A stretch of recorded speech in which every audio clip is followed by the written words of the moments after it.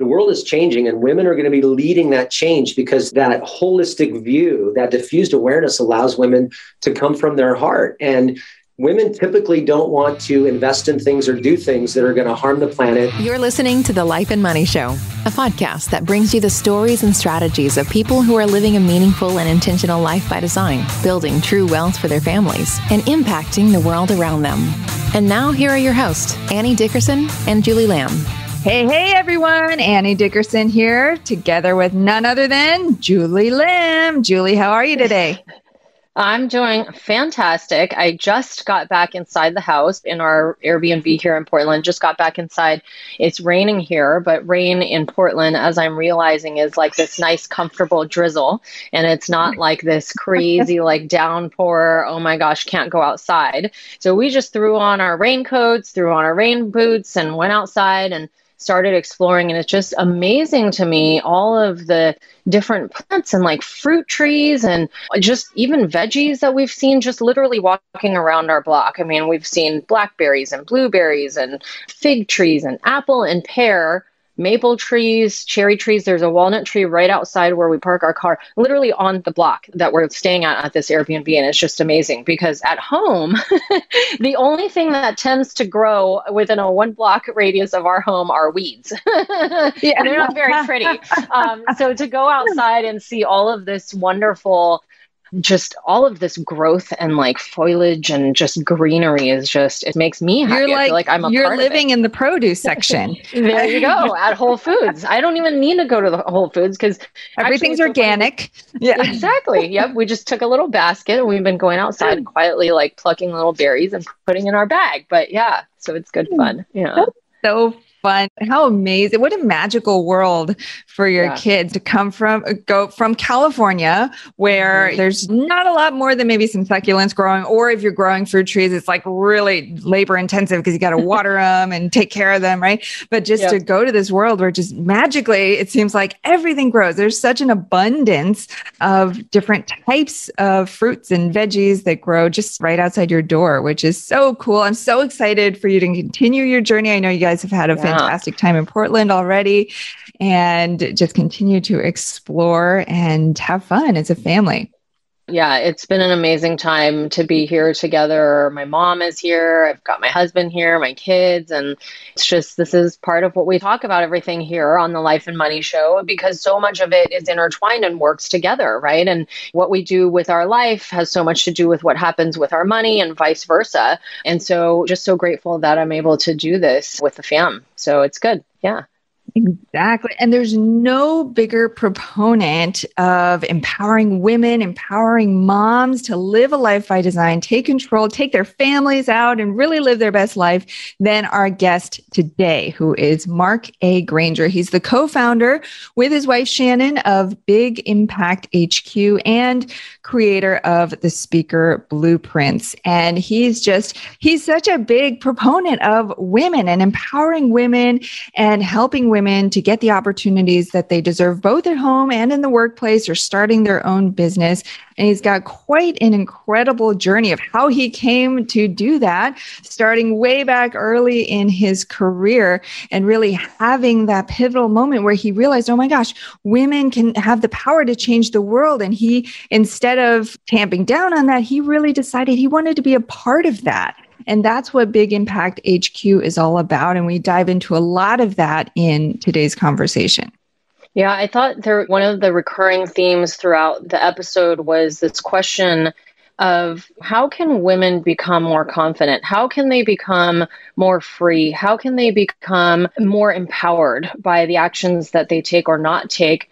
And a lot of it came back to making mistakes and feeling like it's okay to make mistakes. And I know after now talking to hundreds of female investors that this is one area that a lot of women feel like they can't make a mistake, because if they make a mistake, it's a reflection on them.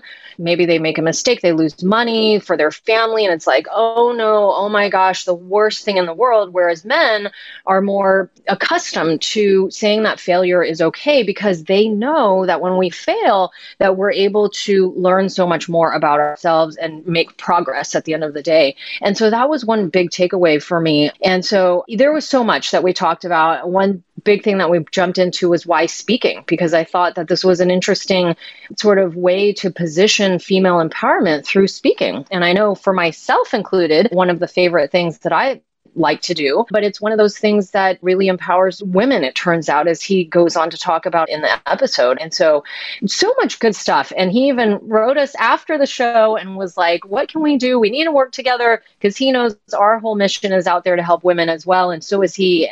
Just was such a great show. So indeed. Well, for all of our listeners out there, male and female, whether you've invested in real estate before or you're just at the starting line, a great place to get started with the whole world of passive real estate investing, which is what we specialize in, is to grab a copy of our book. It's called Investing for Good. And we have a free hardcover copy for all of you. Just go to goodegginvestments.com/book. And with that, let's dive into our conversation with Mark A. Granger.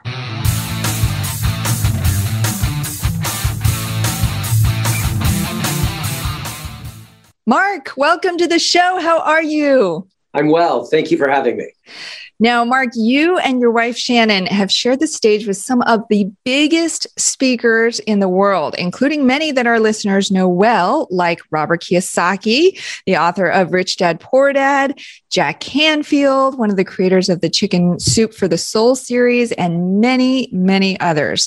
And I know you also coach and you inspire others, particularly women leaders and entrepreneurs, to find and use their power to change the world, which is so much of what Julie and I support through our work at Good Egg Investments as well. So start by taking us back earlier in your story, because I know you had an early experience in college that led you down this path to develop this passion you currently have for supporting and empowering women leaders. So take us back there. Tell us a little bit more about that.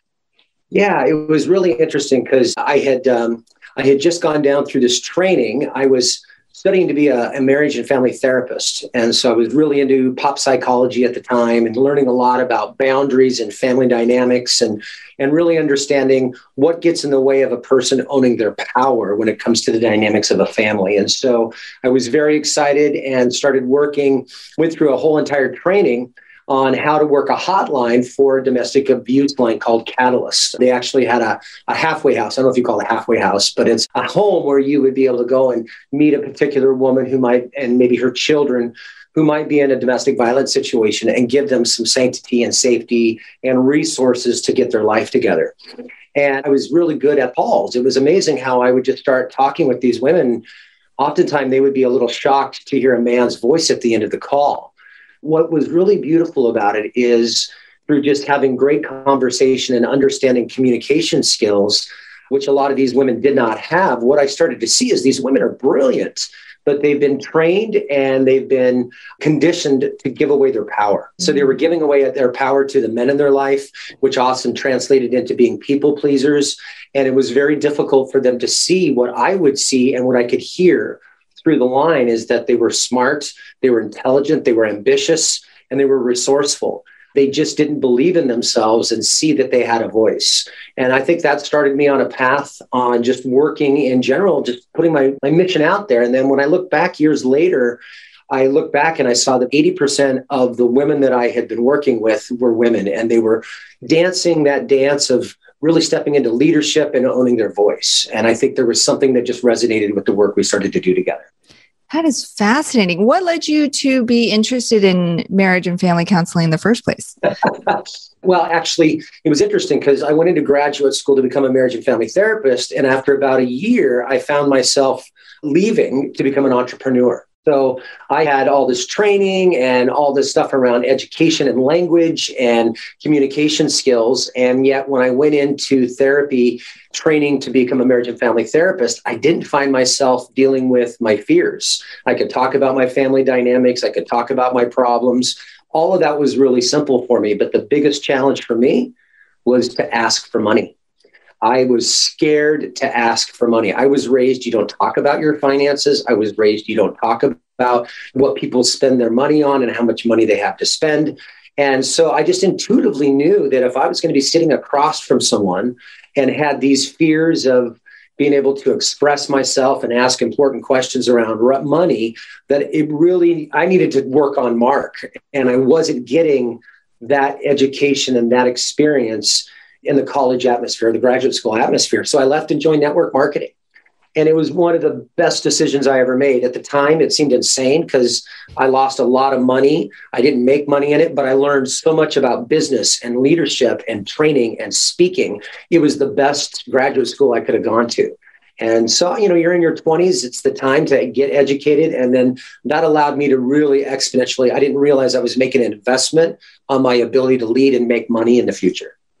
Gosh, what a start to your journey. That's incredible. For our listeners who may not be familiar with network marketing, tell them a little bit about that model and how it works. Sure. So it's been around for ages. I think the original company that got it started was Amway. And the nature of network marketing is, and this is fascinating, the nature of network marketing is using other people's efforts to generate wealth. So typically you have a consumable, something that people are using all the time, toothpaste, soap, all these kind of consumables, and you can build a sales force of the people that you know, friends, family, and their friends and family, and you get a commission on the sales force that you build. And so it really leverages other people's efforts, and that's the brilliance of the model. The challenge is the model is not simple. It's challenging to become the person who can be successful in that, because you got to get people there. You got to get them to see the vision. They got to invest in themselves.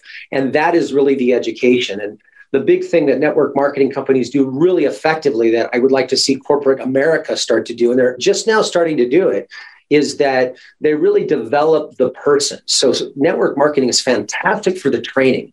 You're learning how to sell, how to present yourself. You're learning how to lead, and you're learning how to work on yourself. And so the whole personal growth that I had been doing my whole life showed up in front of me in an opportunity to work on network marketing. So MLM, multi-level marketing, network marketing, these are some of the companies. And since the internet came on, you see a lot more of them doing it on the internet. It's a great model for moving product and developing skills. So you mentioned you didn't make money, you lost money through network marketing, but you learned a lot. So tell us about some of those lessons that you learned that were so valuable for your journey. Yeah. Well, I think the first it really depends, because a lot of your listeners, I don't know what their status is and what the work that they're doing in the world, because they're trying to free themselves from the work in order to create time. And I love that. Instead of working for money, work to free your time. And that was deeper concept of what you're learning in network marketing. But for me, I had a lot of things going on in my head and my heart. I had a lot of fear, a lot of self-doubt. I did not know how to talk about myself. I did not know how to present myself powerfully. I gave away my power. And that was why I lost so much money. I mean, I was investing in training and taking basically the money I had allocated for graduate school and investing in my business. And what I saw is that it takes a rare person who's really willing to invest in themselves and make themselves a commodity. And when you want to go out there and make something happen, you've got to invest in your abilities to communicate, your ability to speak. And so for me, like simple things, like I remember we shared an office with a lot of us that were in the company, and we'd have a desk and we would do desk rent. And so you'd pay for your desk and you'd have a phone line. Well, I paid for the phone line, but my business partner, who was my upline, she ended up using my phone. When I left, it ran up like a $2,000 bill. And I never got that money back.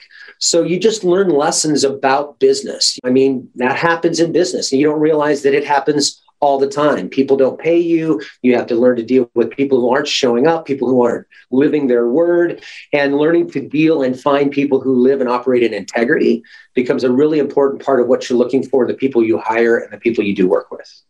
So it sounds like you had sort of these two parallel experiences, very different, but in some ways there were some common threads, right? Working with the women who were victims of domestic abuse. And then on the other hand, having this business experience with network marketing. And really in both cases, you saw what happens when you give away your power or when you're conditioned so that you're not empowered and you're not communicating. So tell us what happened next. So you had these two experiences. Were they simultaneous, or was one happened first? It had been probably 5 or 6 years between the two.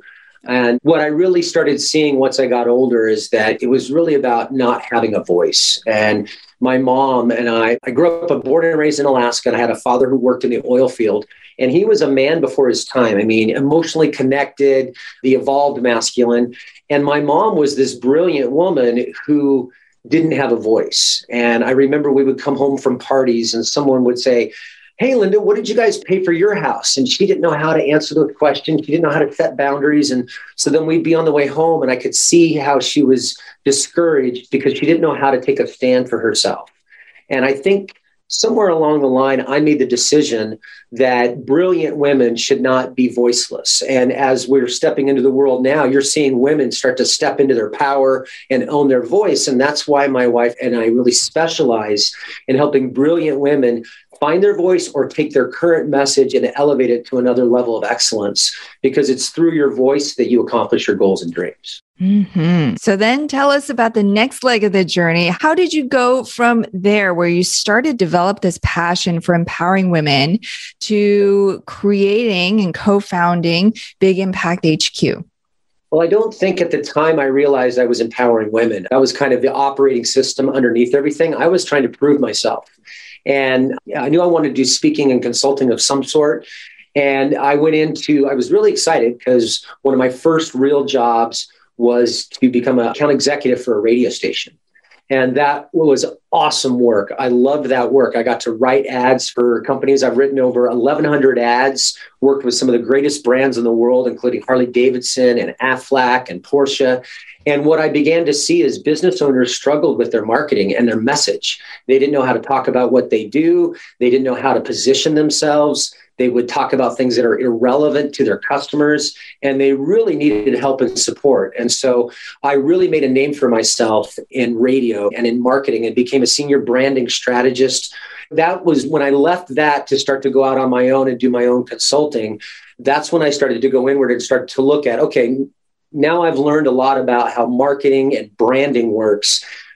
Who have I been working with? And that's when I reflected back. I'm like, who am I going to serve? And when I reflected back, I started seeing that 85% of my best clients, the ones I loved working with, they got the biggest results, were women. And these were women that were ambitious and powerful. And yet the common theme is that they were looking for their voice. They were looking for an empowerment behind their words and their language. And so that's what I set out to create in my own business. And I struggled. Here I had been working with all these brands and helping them become elevated. But when it came to my own message, I struggled for many, many years. And it was financial hardship. I overspent kind of haphazardly, but I wasn't buying things for myself. I was always investing either in my business or my education or in people helping me to be able to develop that. Mm-hmm. I mean, it's the entrepreneur life, right? People think it's so glamorous, but you've already alluded to it, how sometimes people don't pay you or there's surprises along the way. And then as entrepreneurs, we care so much about the impact. The dollars that we make, we want to always invest that back in the business and have a greater and deeper impact. So it's clear that you had such a passion for something that's so important. And it's incredible. You saw that you looked back over your clients and 80% of those were women. And so talk a little bit about, I don't know how to ask this question the right way, but women versus men, right? In the entrepreneurial world or even in the workplace in general, what do you see as the difference in how they interact with and how they impact the world? Oh, wonderful question. I remember I had a comment. Her name was Cindy Shebler. She was one of my best clients when I was doing radio. And I remember we were having lunch together. And there was just when you have one of those moments where you feel a connection and things really start to shift. And this was a moment for me. She was a single woman, a little bit older, had a couple divorces. And so she had a heavy heart, but she was brilliant. And the conversation we were having was about her being the voice of her own ads. And she had a lot of anxiety coming up. And so what I've seen is that men have a tendency to posture. Men like to play games because men like to win. So there's this back end stuff. Men are measuring and keeping score. And this is what makes men and women very different. So like, for instance, in my men's circle, I've started a men's circle here in Austin, and we come together to help. How do men own and use their power without exerting power? And so it's a wonderful question and inquiry. And men like to keep score. They like to be able to win. So they play games in their head throughout the day. They're driving from point A to point B. They're trying to produce a result. where women have a little bit more of what we call diffused awareness. They are able to see the whole picture all at once, and men are single focused. And that difference between the single focused and the diffused awareness, I think, gets in the way of how people operate. A lot of this work comes from Alison Armstrong, which I just think is some of the most brilliant work between gender communication, because it's all based on biology. And so the diffused awareness, that's so the woman can pay attention to the child and what needs to happen over here and over there, where the men are single focused and they want to win and perform. And so oftentimes if a woman is having a hard time with her man, whether that's her man, her husband, or maybe someone on her team or a superior, and she doesn't realize that he's keeping score, he's like, well, I did this and I did this. And well, to her, that doesn't matter because she has the diffused awareness. And so in the workplace, the diffused awareness has become more important now than ever. I see the future completely changing where women are stepping into leadership, because as we move into the impact economy, where business is going to be evaluated on the good they do in the world, not the billions of dollars in profit that they create, the world is changing and women are going to be leading that change, because that holistic view, that diffused awareness allows women to come from their heart. And women typically don't want to invest in things or do things that are going to harm the planet, hurt children. I loved how Marianne Williamson took a stand when she was running for president, where she talked about one of the first things we need to do is take care of our children, make sure our children are fed and clothed and have a home. And to be able to do that from a policy standpoint, both in business and in politics and government, that's when the world is going to change. And I think that's the biggest difference, is that women are going to be accountable to a higher standard because they see how everything relates and interacts, where men just kind of see their eye on the prize. It's how we're engineered to go hunt and produce a result. That reminds me of, oh my gosh, so much. I'm sure this plays out in every level, every area of life, right? From at home, with the kids, with money and finances, with business, with work, everything, right? And so it reminds me of this thing. I was talking to my coach about this, how every night I'm trying to get dinner on the table, right? I've got my mind on like 10 different things. The kids are over here. I've got to prepare to tell them it's almost time for dinner. I've got the plates over here, the pot's boiling over, and I got to remember to get the laundry later. I'm thinking of like 20 different things. My husband's sitting there and I'm like, hey, could you help with something? And he's like, with what? And he doesn't see anything. And I'm like, oh, but if I tell him, I'm like, okay, just these 3 things. Could you bring over the plates? Could you do this? Could you do this? He's great at that. And then, so like I was talking to my coach about this, but the same thing, like that diffused awareness, I think is such a distinguishing factor between how women approach things versus how men approach things. Right. That reminds me of a story. Shannon and I had been, we were doing a big event. We had like 200 or 300 people at our live event, and we were heading home that night. We were heading out of the hotel and it was raining and it was dark. Right off the bat, the man goes into the trance of produce result. I need to get the car. My wife is in high heels. It's raining. Should I go get the car, pull it up? No, I'll hold her. All right. So all this is going through my head, right? And she's wanting to talk and connect, right? And I'm not hearing it. But because we've done this work, I was able to say to her, honey, I'm sorry, I'm single focused trying to produce a result. So her, instead of going, well, you never listen to me and I just need someone to hear me, that was able to be avoided because she understood that the process of a man is to produce a result. So she gave me the space to get the car, get her in, get on the freeway. And then I can turn to her and go, honey, what did you think of the event? And then she could talk and we could connect. But without her understanding that process, it can lead to a lot of resentments and role conflict. And not understanding why men do the things that they do or women do the things that they do. We'll get back to our conversation with Mark in just a minute.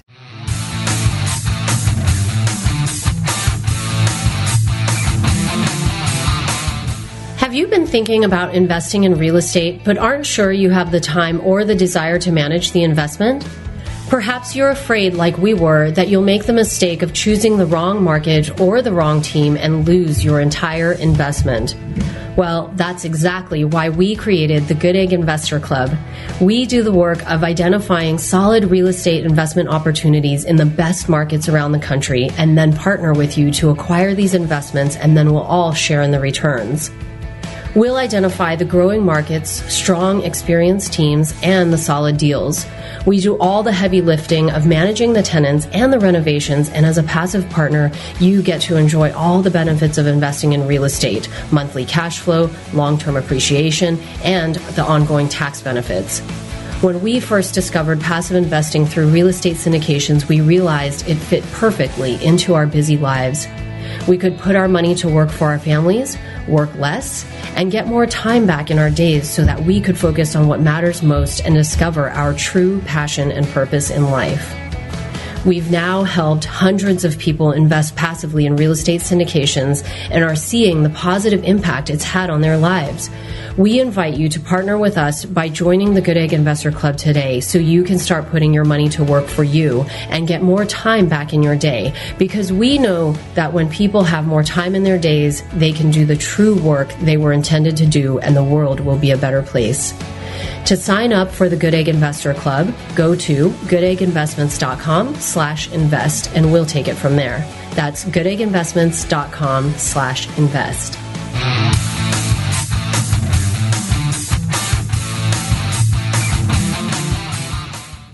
And now, back to our chat with Mark A. Granger. That's such a good reminder for everyone out there, because I think if you go into every conversation like that, knowing that that's the difference, right, between a man and a woman, and that exact situation that you just said right there is one that I often encounter with my husband. I'm like, you're not listening to me. And he's same thing, outcome, right? He's just solely focused on the outcome. But myself as a woman, I'm like, well, I can be focused on the outcome, but I can also listen to my child when my child says they're hungry or they need a hug, and I'm stirring the pot, right, of food, like going back to Annie's example. And then I've got my phone and Annie's texting me about something in business, and I'm doing it all at the same time. And so it's very easy to forget about that. So that's such a good reminder. Something that I wanted to ask you about was, in the investing world that Annie and I spend a lot of time in, the theme that I often hear from women over and over and over again with regards to investing is that they don't want to make a mistake. And I would love to hear your thoughts on this, your feedback for a woman who might be listening right now, who is fearful of making a mistake.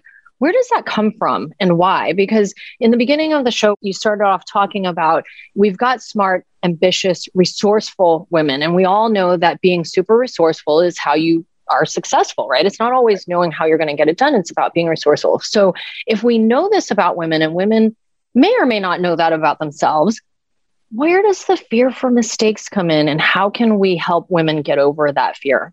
Really, really great question. I'm a big proponent that at some point in time, depending on a person's own awareness, especially a woman, there comes a point in time where she steps into unlearning as opposed to learning. And this is really when I see that life gets juicy, because you start to see what are the things that you adopted from family, from teachers, usually well-meaning people, but they do things that impact or maybe even impede your ability to be powerful. And one of those things is making you feel like mistakes are a problem. We have been conditioned over and over again. I mean, as a man, I watch sports. I don't really like how the sports commentator, they will spend the majority of their time focusing on the mistake that the athlete made, and they'll play the thing over and over again. And then they have a conversation of, now is his contract going to be canceled because he made this mistake?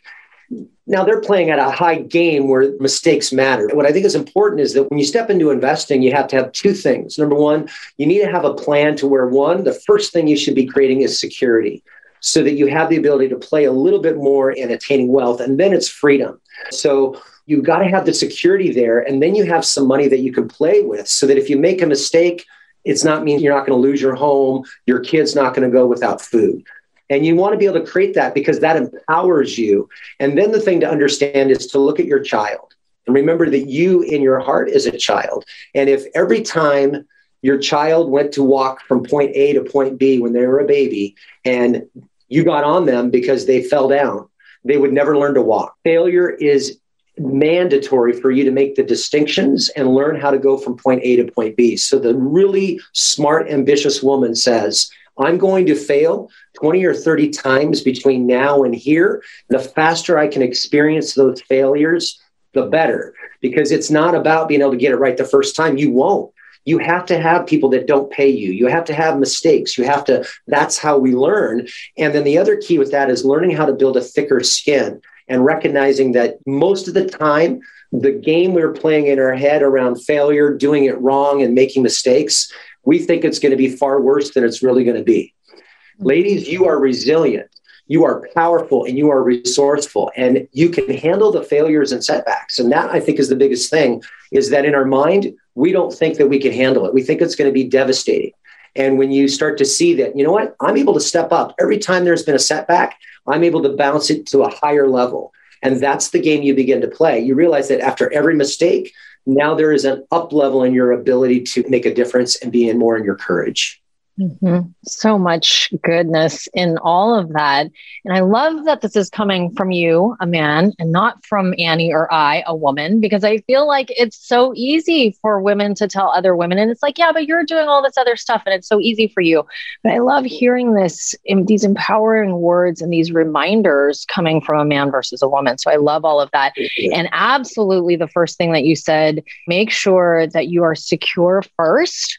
Such a big thing, right? Because in the game of investing, if you don't have that room to play, it could be devastating for you and your family. Right. And when you get to a point where you say, okay, I have a little bit of extra room to use this money to make a little bit of a mistake, to then play and fail faster, quicker, and all of that, then now it kind of makes it less scary, right? And all of these other things that you're saying as well about building a thicker skin and all of that is amazing and great advice for anyone who's listening. So I love that. Are you an investor? I'm curious because you kind of spoke to it like you are. And so yes, I actually had the luxury when I was working in radio. A friend of mine was a friend of Robert Kiyosaki's. And so Robert Kiyosaki had come into town and I was working for an AM station and it was talk radio. So I was able to get him on the radio and that's how I built a relationship with him. And so that was actually one of my first speaking gigs is I asked if I could open for him because he was doing a training. In that training, I got to have my first speaking gig was to open for Robert Kiyosaki and it was awesome. And then he came back the next year and he had been on Oprah. And I mentioned to him because I think he said his income went up $300,000 from one episode. And then it was like a year later, he came back to town. We were having lunch. This is 20 years ago. I said, so yeah, you told me that Oprah, your book, had really launched. He goes, you know, what's interesting is I can tell anywhere around the world that episode plays because my book sales spike every time. And so I got into real estate investing and we really got into doing vacation rentals. I love vacation rentals. And here's the story. So I had a condo. It was a 2-bedroom condo. And actually, it was a 3-bedroom condo, kind of small. And we had rented it out to a younger girl. And her boyfriend broke in and she shot at him with a gun and shot a hole in the wall. Oh, my goodness. And this isn't like The Hood, isn't expected. At the same time, in one of our other duplexes, we had a tenant and she didn't pay rent. And so I went to her to get rent and she's like, well, I gave it to a family in need at my church. And I'm like, but you owe rent. And she's like, but there was a family in need. So at that point in time, we completely pivoted. We spent that weekend. We went out and we were able to furnish the whole 3-bedroom side of the duplex for under $1,000 using Craigslist. And then we went right into vacation rental and we were able to triple our monthly rent just from that move. And it was awesome because not only that, then we were able to send people. We had a whole cleaning team that could go in right after them, clean, fix any problems. And so the wear and tear was far less than having someone who lives there for a year or 2 years, and then you getting in and getting a chance to update the place. So vacation rentals has been my biggest choice of investment. So fun. Love the short-term rental space.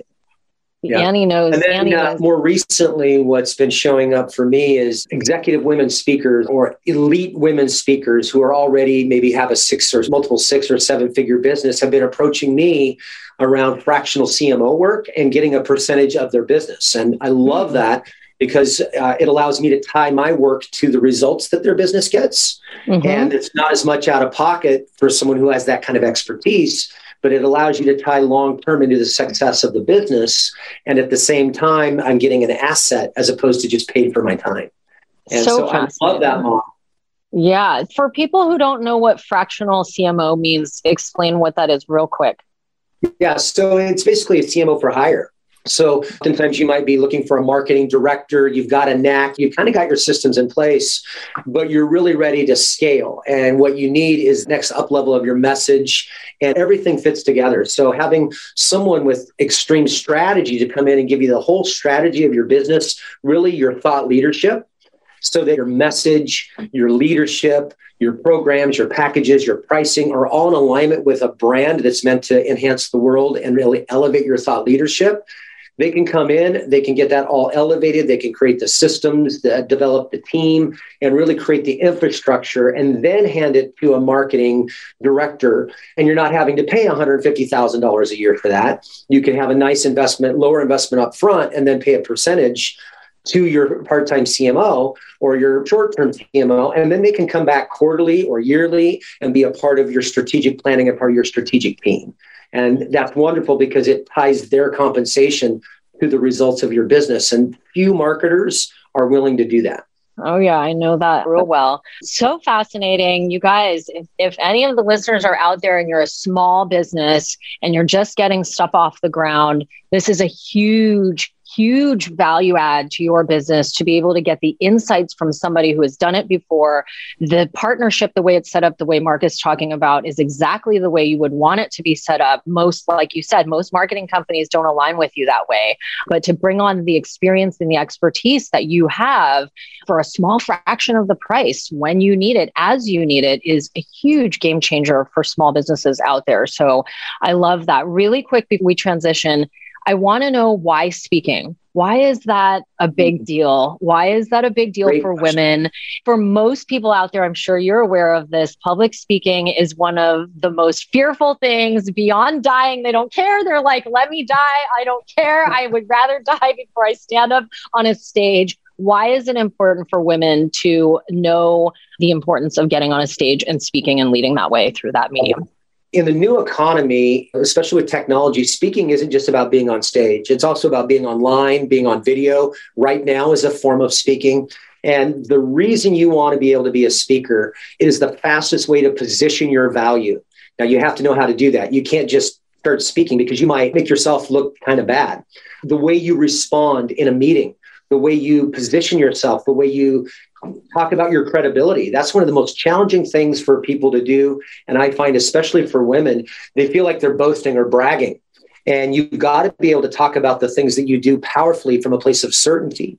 And when you do that, 5 minutes of a structured talk, when we say a structured talk, we don't mean understanding every single word and memorizing it. It's about learning how to use the power of impact and influence and language to position yourself to the listeners. And so if you're in a boardroom and you're around the boardroom and you're a woman in a boardroom of men and you know how to raise your hand and speak what you need to talk about with certainty and how to position yourself, you instantly communicate to the room, I'm a leader, I know where I'm going, and I know what I'm doing.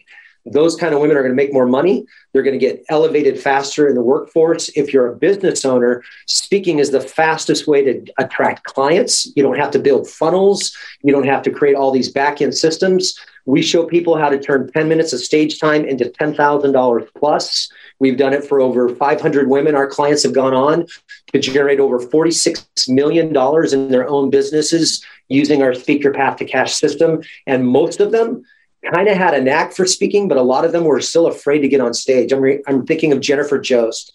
Jennifer Jost is a financial planner. She's awesome. She's a women's coach focusing on wealth creation for women. And when she came to us, she's like, I have a story and I don't know how to tell my story that's going to inspire, but at the same time, tie it to financial planning. And at 29 years old, her husband took her kids hostage. It was a literal hostage negotiation for 11 hours, and it ended with him shooting both kids and killing himself. So here she is, 29 years old, lost everything she'd ever had her whole life and was completely devastated. And she's like, how do I tell that story?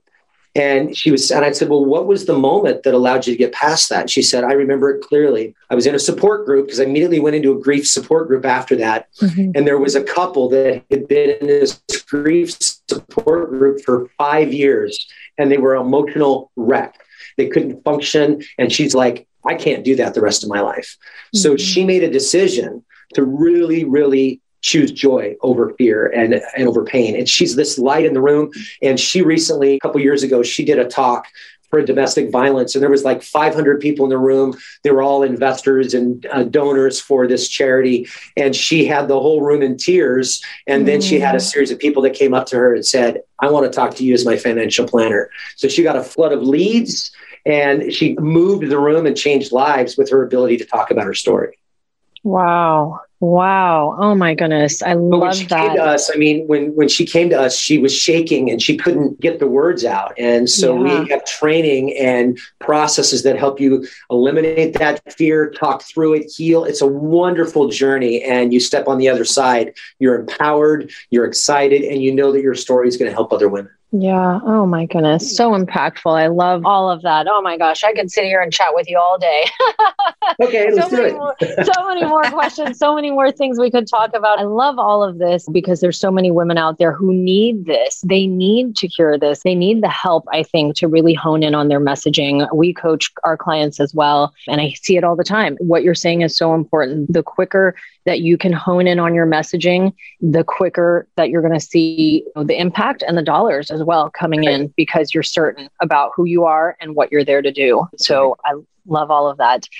All right. We're going to transition into our next segment of the show, the Life and Money Show Spotlight. We're going to ask you a couple of questions around life and money. So the first question is, what is one thing that you're doing right now to live a meaningful and intentional life by design? That's wonderful. I've been really fortunate in my life to be introspective. And that's one of the things I teach people is to really know yourself. And so from that, what I have been able to see is that I have the gifts of elevating other people's voices. And because I just resonate and has naturally been women, we really are doing something powerful. My wife and I are really able to help women elevate their message. And I feel right now it's the women leaders and speakers that are going to change the planet. When you're able to take what your passion is and use it to heal the planet, whether that's child trafficking or politics or the environment, whatever it is, I call it impact economy. Everything that's the problem right now is being addressed by impact investing.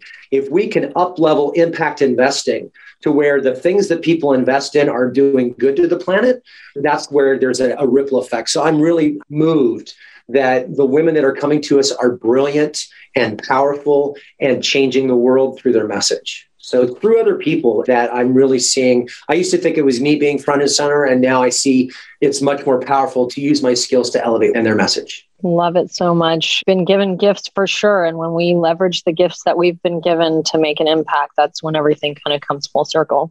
I also think it's important that you have a spiritual practice. I'm a longtime student of A Course in Miracles. And then I think your morning practice is critical to get your mind straight, to make sure you're not an ego. And if everybody does that a little bit every day to get in there, out of their head, into their heart, step away from fear and into love, now we have a planet that is heaven on earth. Oh my gosh. Speaking our language, Annie and I have our morning practices that we do. We do it with our team as well to get us ready for the day and the week ahead. So I love all of that. Yep. All right. Second question is, what is one life or money hack that you might be able to share that'll make an impact in others' lives right now?